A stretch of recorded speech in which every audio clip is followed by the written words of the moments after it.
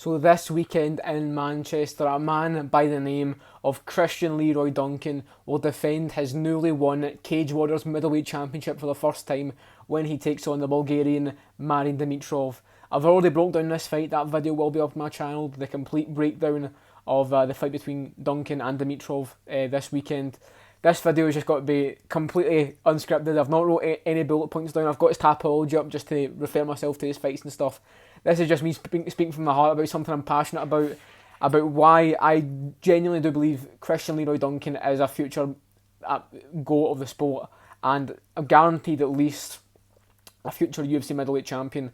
Let's get started with the importance of what Mark Weir did for his career since the start. So, from what I understand, CLD was born in Gloucester in England, and from what they say in Cage Warriors, that Christian went to a gym that was nearest his house, and that gym was the Range Academy in Gloucester, and in the gym, who owns that gym is Mark Weir, Mark the Wizard Weir, owner of one of the fastest KOs in our UFC history, a very well-known fighter in the UK, very flashy fighter, and he seems to kind of pass down that technique to Duncan, is what it seems like for me at least. And I went in there and they started training with each other, and rather than just rushing Christian to becoming a pro and going into the Cage Wars or anything else in Europe, Mark Weir purposely held him back and made him go through amateurs, but not just any amateurs that IMAF scene.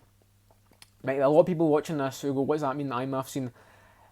If you want to know where Mohamed Makayev got all his experience as an amateur, it was through IMAF. IMAF is breeding these guys through these multiple day tournaments at all weight classes from all across the world, and they're breeding some experienced fighters, because typically in boxing you have 50 amateur boxing fights before you even think about turning pro, before you're even 25.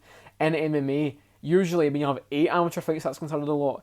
CLD, that's just the Christian Leroy Duncan. From this point on, I'm going to refer to him as CLD rather than just saying Christian Leroy Duncan over and over again.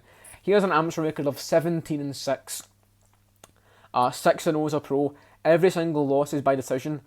And the next thing I want to go into here is, as a pro, I've been seeing a lot of knockouts, a lot of flashy knockouts, but I need to run through the way he's won these fights as amateurs, because he's won a couple by knockout, then triangle choke, slamming punches, omoplata, rear naked choke, guillotine, key lock, guillotine as well. He's got a very good submission game. We've seen it in his fight against Justin Moore. He took his bank submitted him with a rear naked choke. This guy's good. And another thing I need to talk about is there is no more mythical fighter than when it comes to the second round Christian Leroy Duncan.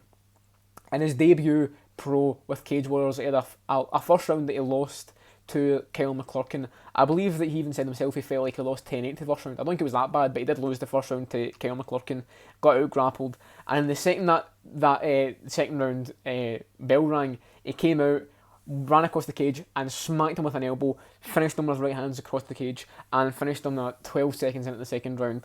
Next situation of that was his third fight with Cage Warriors, and his entire pro career has been with Cage Warriors so far. It was the first fight with Will Curry, Cage Warriors 120. Close first round, I gave it to Will Curry. They're having back and forth scrambles and stuff, similar to what we've seen in the second fight between them two.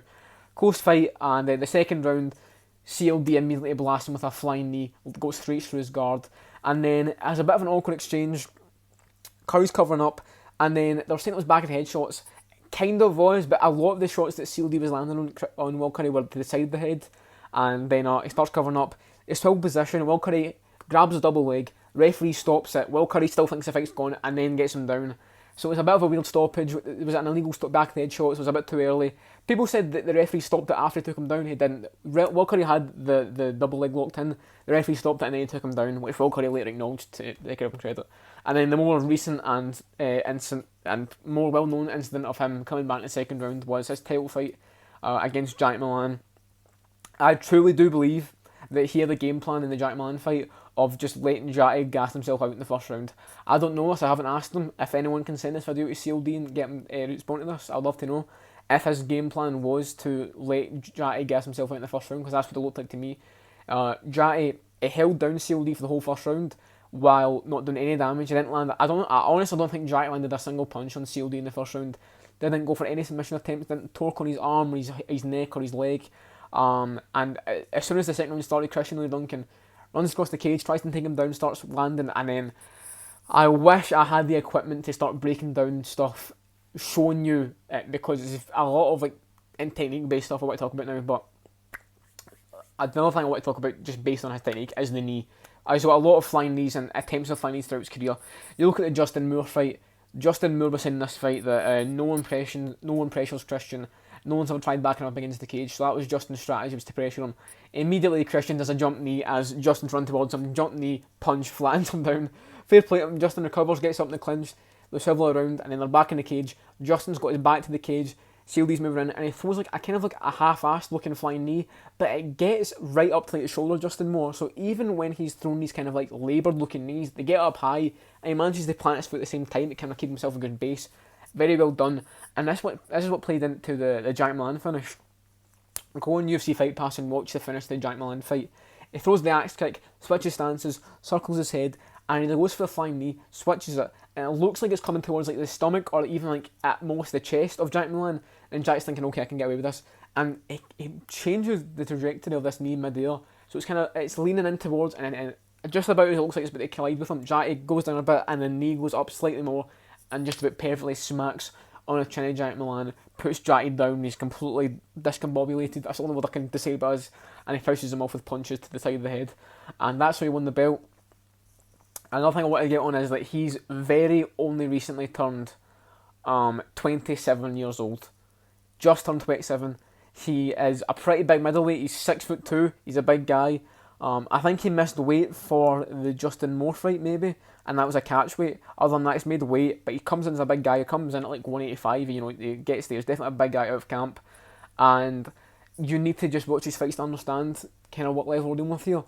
One more thing I want to get in for him is the reason why I feel like there's something a bit different about him is that he's a bit like, how do I describe this, because I've never really put this into words before.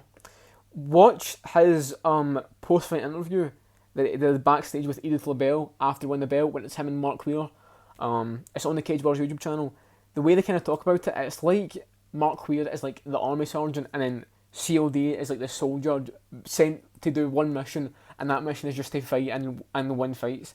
He seems so focused and so dedicated. He's such a, he's not the most like, he doesn't trash talk. You watch any of his fights, even like the second Will Curry fight, there's supposed to be a little bit of beef, and Will Curry was like, bit of a weird stoppage, and CLD's reaction was just, everyone's got an opinion, it's a free thinking world. Like, he's a very mild mannered, well spoken guy.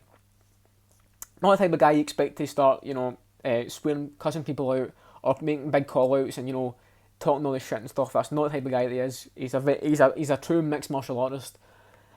Is what I'm seeing here, and that's what I believe is different, because I don't think he's ever going to get caught up in the antics of it.